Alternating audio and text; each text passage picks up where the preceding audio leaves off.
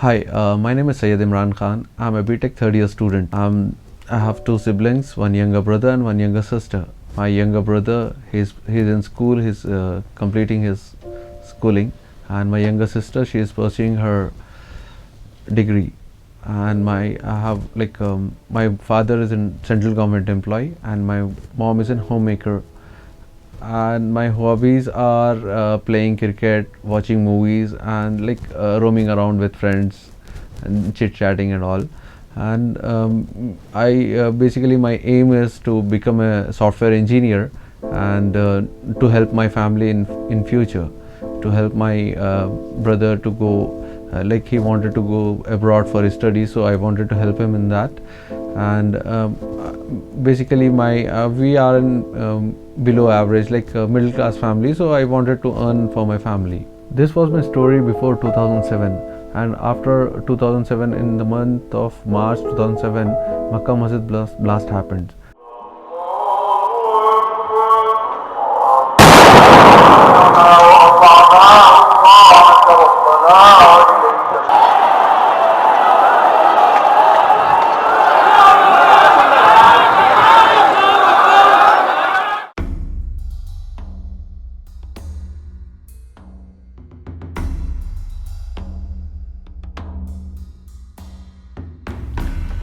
ये जो कहानी थी मेरी 2007 मार्च से पहले की बात थी, जो मैंने अभी आपको सुनाई। अब उसके बाद में सडनली एक ब्लास्ट हुआ, और मैं आपके जैसे नॉर्मली एक पर्सन था, मगर उस ब्लास्ट के बाद में मैं एक एक्यूज बताया गया एक केस में, और पूरी मेरी लाइफ चेंज हो गई। 18 मई 2007 को मक्का मस्जिद ब्लास्ट हुआ था, और उसके बाद सेम एक 6 दिन के बाद में 24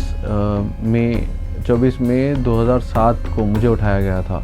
और उस दिन, जिस दिन मुझे अरेस्ट किया गया था, मैं एक नॉर्मल एक फंक्शन में जाकर पहले एक दिन के टाइम पे मैं क्रिकेट खेलने गया था, और क्रिकेट खेलने के वापस आने के बाद मैं कुछ तकरीबन 8 बजे, around 8 o'clock in the evening, I went for a function. वो फंक्शन से जैसे ही मैं वापस आया, वहाँ से आने के बाद में मुझे कुछ 10:30 या 11 बज गए थे। आया और मैं घर में सो रहा था नॉर्मल। एक मेरे मॉम डैड का रूम अलग है और मेरा रूम अलग था, जहाँ पे मैं और मेरे भाई और मेरी बहन सोते थे। तो वहाँ पे एकदम रात में अराउंड 2 o'clock जो है खटका हुआ, और उन्होंने ये बोला कि मैंने पूछा कौन है बाहर, तो दे सेड मी कि कोई है, दरवाज़ा खोलो, इमरान है क्या बोल के पूछे। तो मैं, चलो अपना ही कोई पहचानत वाला होगा, क्योंकि मेरा नाम ले रहा था, इसलिए मैंने दरवाज़ा खोला। जैसे ही मैं दरवाज़ा खोलता हूँ तो सामने ये देखता था कि बहुत सारे लोग थे।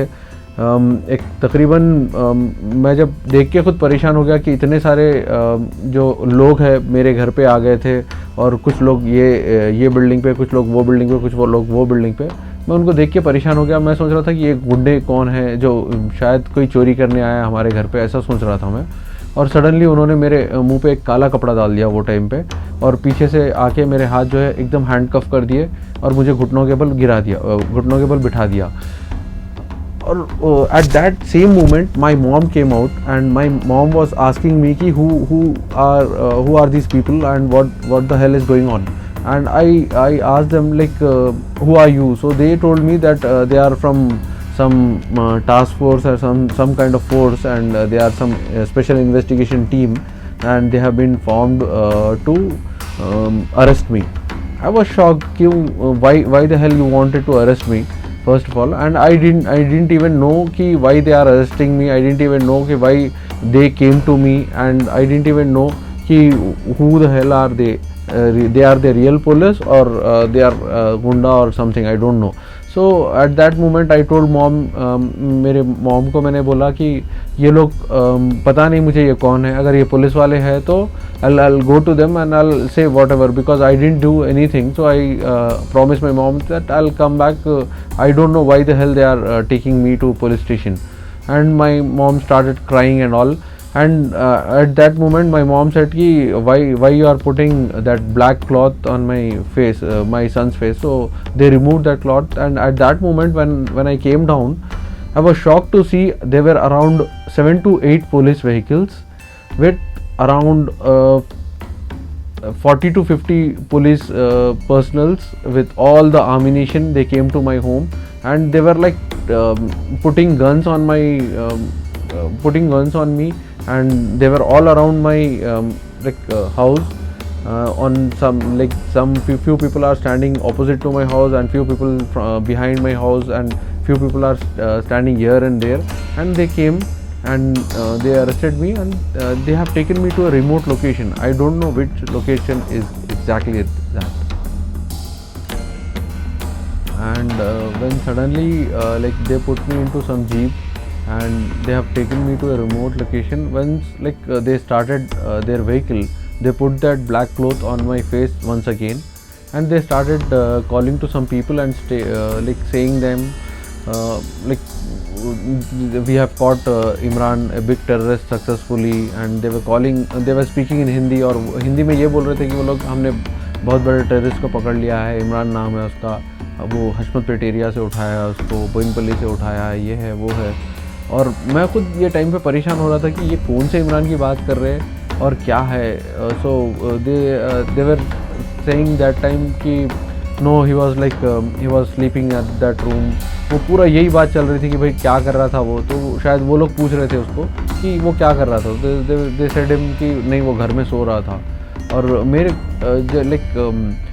when I was traveling from my home to that remote location, it took complete 1 hour to reach that remote location. And in that 1 hour, they started asking me about my friends, about my family people and all. And they were asking particularly about my one friend. So I said him ki yeah, he stays near to my home, because he actually that guy was in touch with me. He was very close to me at that time. So they have started asking about him also, and I showed him ki he stays here only. I thought that he might have done some mistake, and he by mistake they are arresting me. And I don't know what exactly their plan is, but I was a bit confused ki why they are arresting me at that moment. After taking me to a remote location, I found out that location was around 1 hour from my home, and suddenly they took me, we were traveling on highway, because I can make out that trucks going from beside my vehicle and all. So from that I can make it out they are taking me to some outskirts.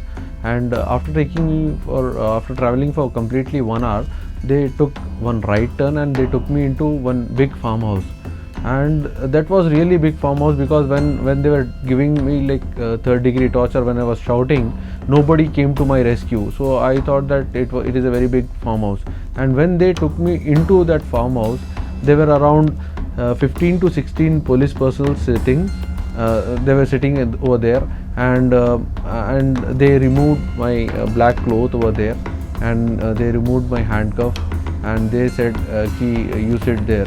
And while I was sitting there, I have seen ki they were boozing, and they were around complete one carton of beer was there, and one Blender Sprite bottles were there, and they were drinking, and they were having some kind of chicken and all. And they asked me ki you drink or you drink or you wanted to have something. So I told them no, I don't want to, because it was around 3:30 in the morning, and they were doing these things. And they suddenly they asked me ki who are you, and they asked me about my past and all. And I was a bit confused ki what exactly they wanted from me. And suddenly at around 7:30 or 8, one new team came, and they came up with all the sticks and some kind of stick with that rubber was there, and they took some kind of equipment. From that they were giving me electrical shocks. They bought all these things and they put beside me, and they said you are देख रहा ना वो सब चीज़, हाँ, तो अब तेरी बारी है, तेरे को मारने का है. So I was shocked कि why you want to give all these tortures to me. And I was asking them कि मैं करा क्या, गलती मैं क्या करा जो तुम लोग मुझे मारने वाले हो. And they were repeating the same thing. तू कुछ भी नहीं करा, and we know you didn't do anything, but you will automatically say all these things.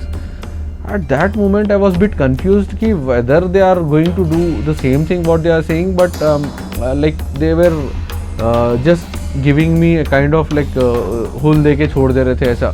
So at that moment after 7:30 new team came and they started using this and they wake me up with like they asked me to stand up and they tie up all my hands and all, and they started giving me third degree torture.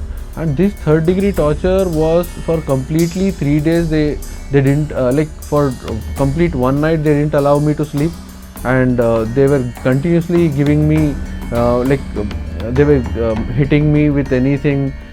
First team they tie up my legs and they started hitting my like जो बोलते हैं ना तलवों को मार रहे थे. फिर उसके बाद में they started giving me electrical shocks. They were pouring water on my private parts and they were giving me that electrical shocks. And after that they took me out in a very big ground and they played football with me. I don't know, like they put one kind of black mask when they took me out and they started hitting me. I don't know from where, who is hitting and why they wanted to. And I was asking the same thing, why the hell you are like why you wanted to beat me, what is that mistake I did. And I said them all the things what I have done in my past. I said कि मैं आज तक कोई लड़की को भी नहीं छेड़ा, मैं आज तक कभी सिगरेट भी नहीं पिया, मैं ये नहीं करा, मैं वो नहीं करा. I was saying all these things, but they didn't even like they were not interested in that thing. And it was not looking like a kind of interrogation and all, because nobody was there who were writing my name and all, because they just wanted to hit me like anything. And after that they were like every night they used to give me a big capsules and tablets, and they were giving me biryani to eat, and they were getting all the good stuff to eat, and they were offering me these things. And when I said ki I don't want all these things, I just wanted to go home, they were saying ki no, we have already informed to your mom that you are died, and you don't like no need to worry about them, so you need to stay here only. We are going to shoot you. And I was a bit shocked ki why the hell you wanted to shoot me. And after that they started asking me about blast, and I was shocked ki what is this blast and why are you asking me about this blast. So they said कि मक्का मस्जिद में जो है 15-20 लोग చచ్చిపోయినారు, ఆయన అంతా చచ్చిపోయినారు కదా, నువ్వే మనిషి అక్కడ బాంబు పెట్టు. అరే నేను ఎట్లా పెట్టినా అన్న, నాకు ఏం తెలియదు బాంబు గురించి. मैं ऐसे उनको తెలుగు में बोला कि भाई నాకు ఏం తెలియదు బాంబ్, ఇప్పుడు దాకా నేను ఒక్కసారి కూడా బాంబ్ చూడలే, నువ్వేమో పెద్ద బాంబ్ అట్లా మాట్లాడుతున్నావు అంటే, తెలుస్తుందిరా అంతా తెలుస్తుంది, ఒక నైట్ అయిపోయిన తర్వాత నీకు అంతా తెలిసిపోతుంది. Suddenly at that night I that was a miserable night in my complete like life. They didn't allow me to sleep. They put kind of clips on my eyes, and I was not able to close my eyes only, and like water was coming out from my eyes.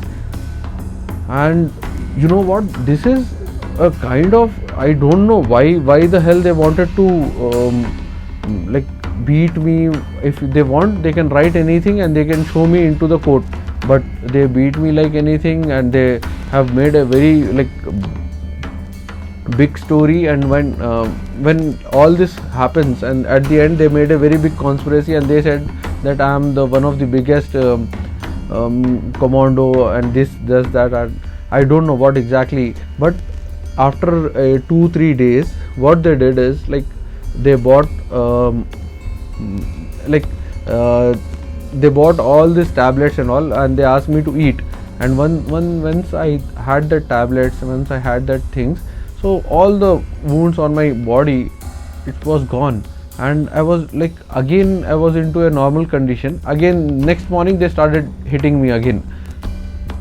But this is where it didn't even look at like they were going to interrogate me, and they were really interested in that interrogation and all, because they also know that this was a fake case, and they wanted me to frame in that fake case.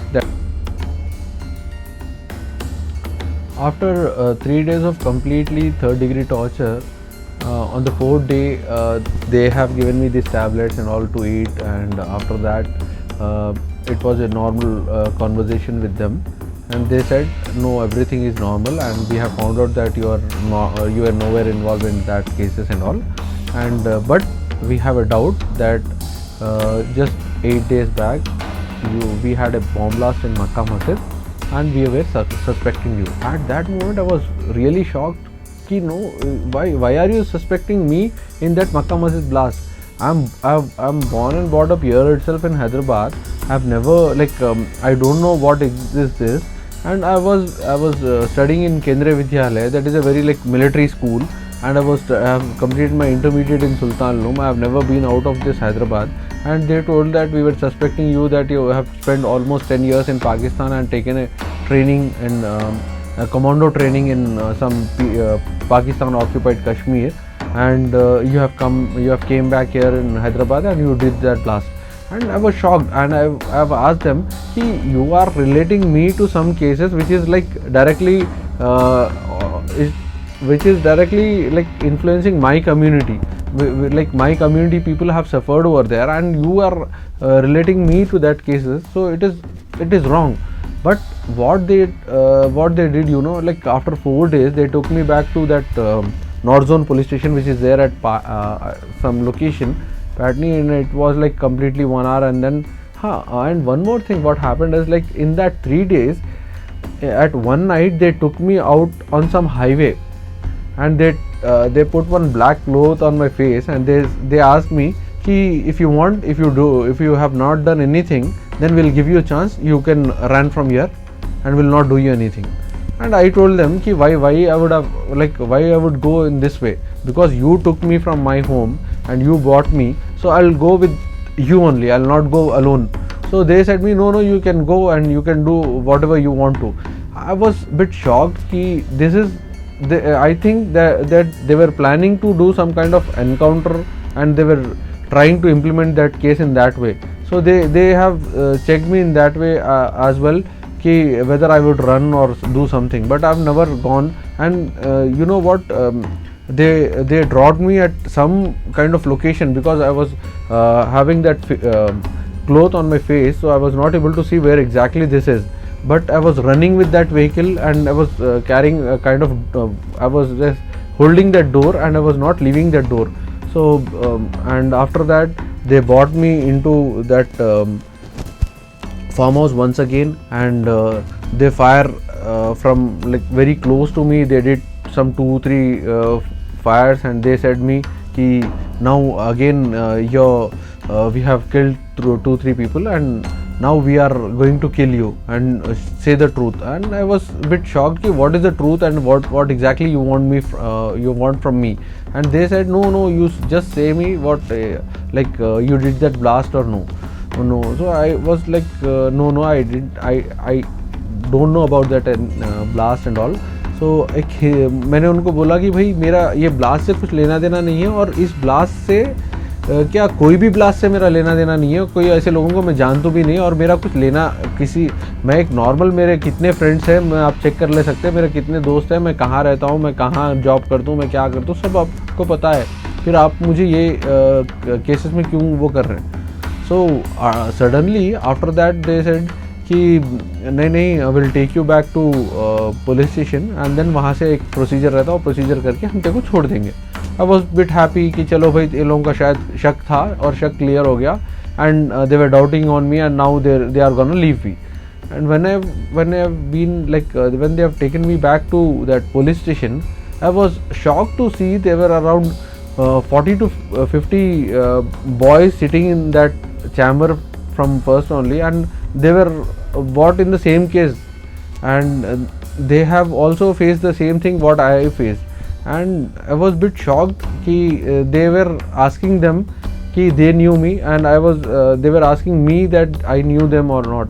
So I don't know anybody from there. So this is what happened. They were trying to relate all these people, and they were trying to they were saying that we did some kind of conspiracy against India, and we implemented one plan, and we did some blast. But frankly speaking, this was completely wrong, and they did a conspiracy against us, and they have implemented all these cases, but we don't know anybody each other, and around 100 people, and they were saying ki we have done it in we have just done this conspiracy by sitting in some kind of graveyard, and we did this, we did that, and it was a bit shocking to know all these things, that police who we trust the most. जब मुझे वापस लाया गया था तो ये पैटनी के पास एक टास्क फोर्स ऑफिस है, वहाँ पे मुझे लाया गया था। तो वहाँ पे लाने के बाद में मैं थोड़ा परेशान था। बहुत सारे बच्चे वहाँ पे बैठे हुए थे जिनका एज ग्रुप था अराउंड लाइक 18 से लेके 26-28 तक, वो बीच के ही बच्चे थे बहुत सारे, और उनके छोटे छोटे दाढ़ी और वो थे। तो मैं तो पूरा क्लीन शेव था, मगर वो लोग जो है थोड़ी दाढ़ी वाड़ी भी थी, और कुछ लोग ज़रा अच्छे बिल्डअप थे। और वो सब जब मैंने उनसे बात करना स्टार्ट किया, मैंने उनको पूछा कि तुम लोगों को क्यों लाया गया है यहाँ पे, तो उन्होंने बोला कि हमको जो है ऐसे ही वो ब्लास्ट के बारे में पूछ रहे बुला के। तो मैं खुद परेशान हो गया, मैंने बोला मुझे भी पकड़ गया, और मुझे भी जो है सो एक ऐसे रिमोट लोकेशन में रख के मुझे 4-5 दिन मार के लेके आ रहे। तो वो लोग बच्चों ने बोला कि हमको भी ऐसे लेके गए थे, बट हमको एक ही दिन में वापस ला लिए यहाँ पे मार के। और इसके बाद ये हुआ था कि जैसे मैंने वो बच्चों से बात करना शुरू की, मैंने एक बात गौर की कि जितने भी बच्चों को पकड़ के लाए थे वो बच्चे पूरे एजुकेटेड थे। कोई डॉक्टर था उसमें, कोई यूनानी डॉक्टर था, कोई डॉक्टर था, कोई लॉयर, कोई लॉ पढ़ रहा था, कोई इंजीनियरिंग कर रहा था, कोई इंजीनियर था उसके अंदर पहले से, कोई सॉफ्टवेयर इंजीनियर्स थे, और कुछ बच्चे तो ऐसे थे चार्टर्ड अकाउंटेंट भी बच्चे थे। वो पूरे बच्चों को इन्होंने पकड़ के लेके आए अराउंड पूरे, जैसे बाद में केस होने के बाद में पता चला था कि पूरे 100 बच्चों को पकड़े थे, मगर मेरे सामने तो 20-25 बच्चे तो मेरे सामने ही बैठे हुए थे, और 20-25 बच्चों को फिर उसके बाद में लाया भी गया था। और सब बच्चों को ये पूछ रहे थे कि सब एक दूसरे को पहचानते हैं क्या, वो उसको जानता क्या, इसको जानता क्या। कोई भी एक दूसरे को नहीं पहचानता था। वो सब वो टाइम पे पहली बार हम एक दूसरे को देख रहे थे, और ये केस के बारे में सबसे एक ही चीज़ की गई थी, सबको मार के, डरा के, धमका के, सबको ला के एक ही जगह डाला गया था। जब मुझे पुलिस स्टेशन ले गया था, वहाँ पे बहुत सारे बच्चे थे, वो लोग एक दूसरे से बात कर रहे थे। जब मैंने उनसे बात कर रही तो मुझे पता चला कि ये लोग भी यही केस में पकड़ के लेके आए। और लाने के बाद में सबको जब मैं बात करना शुरू किया तो लोगों ने मैंने पूछा कि तुमको कैसे मारा गया, मुझे कैसे मारा गया, और मैंने दूसरे लोगों से, तो तकरीबन सभी लोगों को भी सेम 3rd डिग्री टॉर्चर ही किया गया था।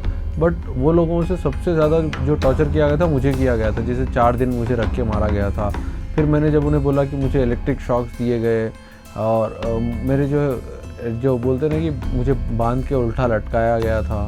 फिर उसके बाद में मुझे एक हाथ से एक बड़ा सा एक लकड़ी थी जिसके मुझे ये हाथ के पास बांध दिया गया था, और वो लोग उसके ऊपर बैठने की कोशिश कर रहे थे। और ऐसी बहुत सारी चीज़ें थी जो मेरे साथ की गई थी, वो बच्चों के साथ नहीं की गई थी। उनमें सिर्फ मारा गया था क्या बोलेंगे, एक बेल्ट की तरह एक होता है पट्टा उनके पास, वो पट्टे से मारा गया था। और वो तो इसके बाद में थोड़े जैसे पुलिस स्टेशन में वहाँ पे मेरे मॉम डैड वहाँ पे आए थे मेरे से मिलने के लिए। वो लोग परेशान थे कि बच्चा कहाँ है, और जैसे वो लोग आए मुझे देख के रोना शुरू कर दिया, और मैं उन्हें देख के रोना शुरू कर दिया। मगर ये पुलिस वाले मुझे ये बोले थे कि अगर तू बोलेगा कि मुझे ऐसा मारे बोल, तो फिर हम तेरे को बाहर जाने नहीं देते, छोड़ते नहीं। तो वो टाइम पे मैं पुलिस वालों को सही समझ रहा था, और मैं समझ रहा था कि ये लोग जो है हर एक के साथ अच्छा कर दे, तो मैं इसलिए उनके बारे में किसी को बोला भी नहीं कि ये लोग मुझे ऐसा मारे वैसा मारे बोल के। और मेरे मॉम और मेरे डैड मुझे देखते ही समझ गए कि मुझे बहुत बुरी तरीके से मारा गया था, क्योंकि मेरे जो पैर थे वो तकरीबन इतने हो गए थे, दोनों पैर भी। तो वो लोग मुझे देखते ही रोना शुरू कर दिया, और मेरे डैड मुझसे मिल के पूछने लगे भाई कौन मारे, कहीं को मार रहे, क्या है। और वो मैंने उन्हें जब बोला कि भाई ये केस के बारे में मुझे पूछ रहे हैं और ये केस का मुझे सस्पेक्ट समझ रहे हैं, तो वो लोग परेशान हो गए। वो लोग बोल रहे थे कि ये केस का तुझे क्यों सस्पेक्ट समझ रहे हैं, हमारा बच्चा ऐसा है। और मेरे डैड जाके कहीं पुलिस वालों से बात करने की कोशिश भी करे, मगर कोई पुलिस वाला जब हमारे से बात करने के वो उसमें नहीं था, वो लोग बिजी थे। वो लोग बोल रहे थे कि भाई नहीं वो आपका बच्चा ऐसा है वैसा है, ये है वो है, और किसी ने भी हमारी वो टाइम पे मदद नहीं की थी। और मेरे मॉम डैड तो ये शौक में ही थे कि हमारा बच्चा कभी मक्का मस्जिद में ब्लास्ट कर ही नहीं सकता। उन्होंने हर मीडिया चैनल में, हर न्यूज़ चैनल में बोला था।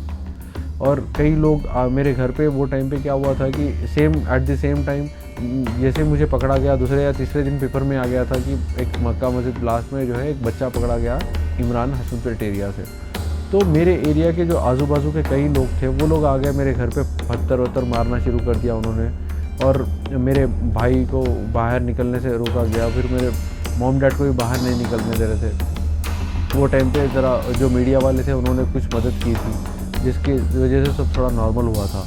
तो ये कैसा था कि जब आए थे वो लोग, दूसरे बच्चों से मैं मिला था और दूसरे बच्चों से जब बात हुई थी तो उन्होंने अपने एक्सपीरियंस सुनाए, और कई लोग परेशान थे कि उन्हें क्यों पकड़ा गया है। तो हम लोग एक दूसरे से सिर्फ यही पूछ रहे थे बार बार कि क्या तुमने किया है, क्या तुमने किया है, क्या तुमने किया है, फिर तुमको क्यों पकड़े। हम एक दूसरे को यही सवाल पूछ रहे थे। और ये सवालों में क्या हुआ कि मुझे ये पता चला कि ये पुलिस वाले जो है ना एक जुल्म कर रहे हैं हमारे ऊपर। ये सब गलत एक केस में हमको उठा के हमको फ्रेम करने की कोशिश कर रहे हैं।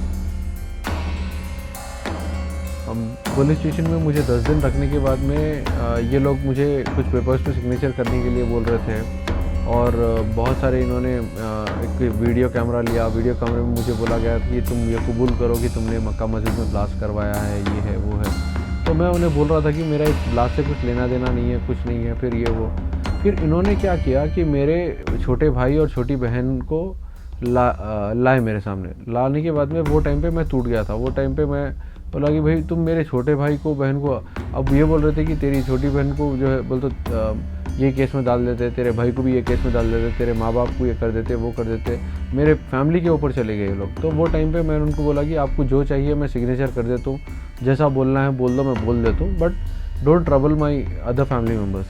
तो ये क्या हुआ कि वो फैमिली मेम्बर्स का जब आया था, फैमिली मेम्बर्स को मैंने बोला कि फैमिली मेम्बर्स को टच नहीं करना, तो वो टाइम पे उन्होंने कुछ पेपर्स दिए सिग्नेचर करो, तो मैंने सिग्नेचर कर दिया खामोश। और अगर सिग्नेचर नहीं करता तो फिर मेरा मारना शुरू कर देते वो लोग। तो ऑलमोस्ट एक 10 दिन का एक प्रोसीजर हुआ था। ये होने के बाद में कुछ पेपर्स थे, सिग्नेचर कर दिया। सो फिर उसके बाद में एक 10 दिन के बाद में मुझे 12th एडिशनल मेट्रोपॉलिटन कोर्ट जो अपना नामपल्ली पे है, वहाँ पे मुझे पेश किया गया था।